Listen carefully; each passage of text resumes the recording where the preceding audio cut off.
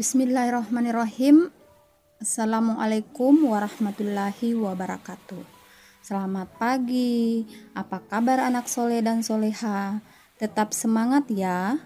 Pastikan sebelum belajar kalian sudah sarapan, mandi, dan ingat protokol kesehatan di masa pandemi COVID. 1. Mencuci tangan sebelum dan sesudah beraktivitas. 2. Tetap menjaga jarak. 3. Tetap memakai masker. Dan ucapan terima kasih kepada mama papa yang selalu setia mendampingi anak-anak kita belajar dari rumah. Dan semoga kita semua terhindar dari wabah virus yang sedang melanda dunia. Sebelum kita mulai pelajaran, mari kita berdoa bersama agar ilmu yang kita peroleh berkah. Bismillahirrahmanirrahim. Rabbis sidni ilma warzuqni fahma. Ya Allah, tambahkanlah selalu kepada saya ilmu dan berilah saya rezeki berupa pemahaman. Amin ya rabbal alamin. Kompetensi dasar dan tujuan pembelajaran. 1. Mengidentifikasi informasi yang terkait dengan wujud benda dengan tepat. 2. Menceritakan kembali pokok informasi terkait wacana dengan tepat. 3. Mengkonversi waktu dengan satuan waktu lainnya dengan tepat. 4. Mengidentifikasi teknik melipat kain dengan tepat. 5. Menggunakan beberapa macam teknik melipat dengan tepat. Anak-anakku yang soleh dan soleha, tadi kalian sudah sarapan pagi.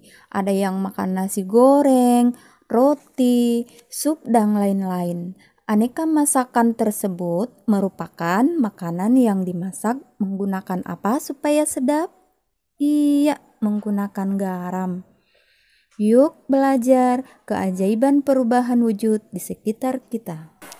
Setiap hari terjadi perubahan alam di sekitar kita.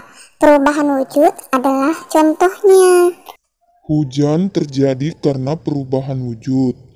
Makanan menjadi nikmat karena adanya garam yang diperoleh dari perubahan wujud. Perhatikan kebesaran Tuhan yang Maha Kuasa melalui perubahan wujud di sekitar kita. Dapatkah kamu mengamati peristiwa perubahan wujud dalam keseharian kita? Ternyata garam membuat masakan menjadi lezat. Makanan yang tidak diberi garam akan terasa hambar.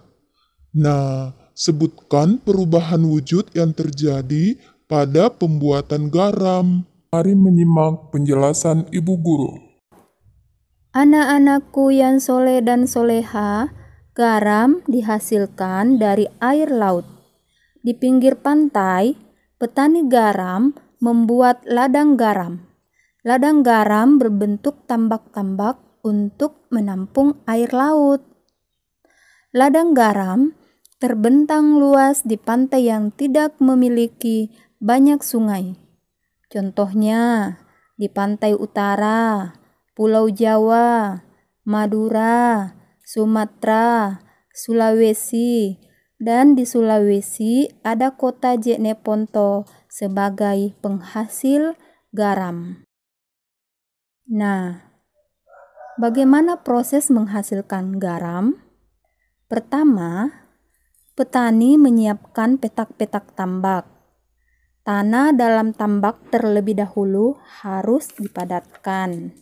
Setelah tambak garam dibuat, lalu diisi dengan air laut dengan kedalaman tertentu. Air laut yang terkena sinar matahari akan menguap dan meninggalkan kristal-kristal garam. Nah, anak-anakku yang soleh dan soleha, untuk mendapatkan lapisan garam yang tebal, setiap hari tambak harus ditambah air lautnya. Hal ini untuk menggantikan air laut yang telah menguap. Dan setelah sekitar 210 hari atau setelah musim kemarau berakhir, lapisan garam di dasar tambak pun harus segera dipanen. Memanennya jangan menunggu musim hujan tiba. Mengapa? Karena kualitas garam akan menurun atau tidak bagus.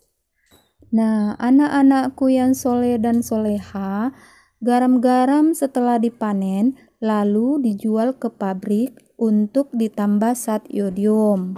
Setelah itu dikirim kembali ke daerah-daerah untuk dijual. Nah, sekarang tugas kalian yaitu menjawab pertanyaan-pertanyaan berikut dengan memilih jawaban yang paling tepat. Kerjakan di buku tugas kalian. Setelah kalian membaca proses pembuatan garam, sekarang tugas kalian untuk menceritakan kembali melalui sebuah gambar dan tulisan. Kalian memilih 4 gambar, kemudian beri penjelasan di bawah kotak.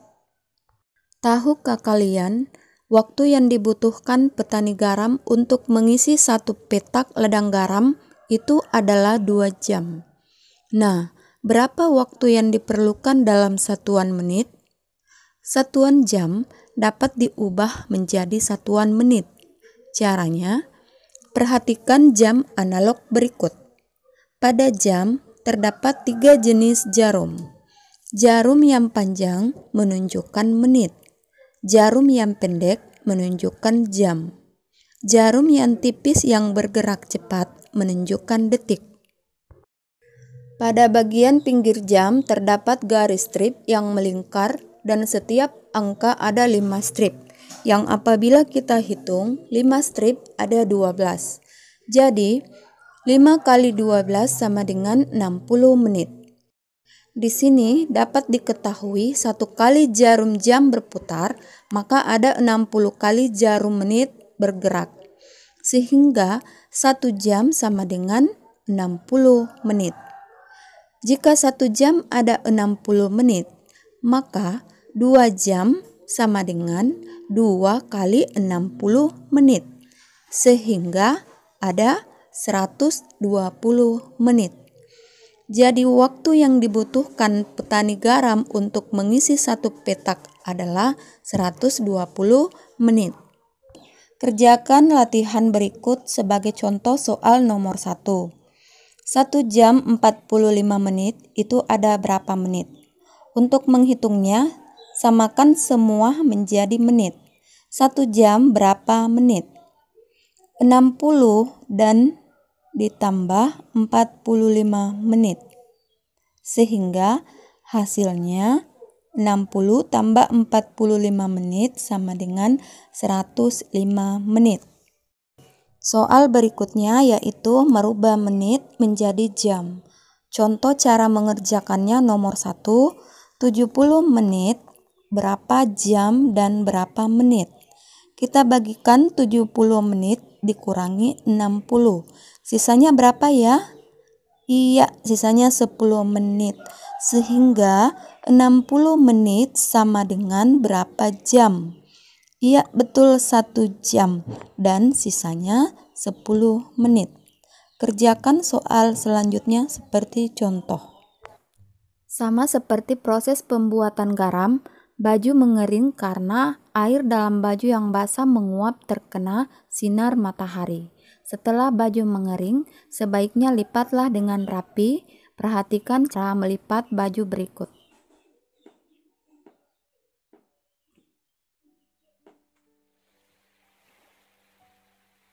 Hari ini cukup sekian pelajaran kita. Tetap semangat mengerjakan tugas.